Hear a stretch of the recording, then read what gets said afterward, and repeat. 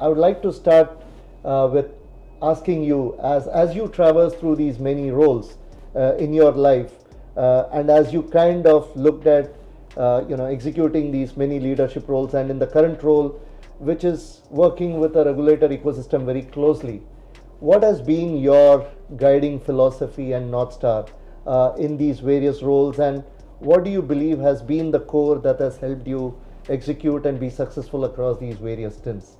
Would love to get your perspective on that.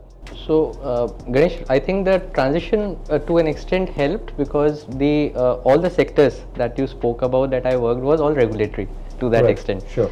But here, your interaction with the regulator is much more in the current role as compared to the earlier roles, Right. because they were the compliance department who were typically taking care of all those things.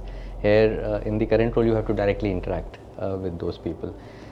Coming on the various philosophical guidelines that has been there in all this journey, I would say the prime thing would have been the trust that we have always looked from, even from the banking perspective and from the repository perspective, because wherever there is a paper trail or wherever there is a documentation which is happening and the other people are taking whatever advantage of that particular document, they are trusting you to that extent. Absolutely. So that is very important to an extent.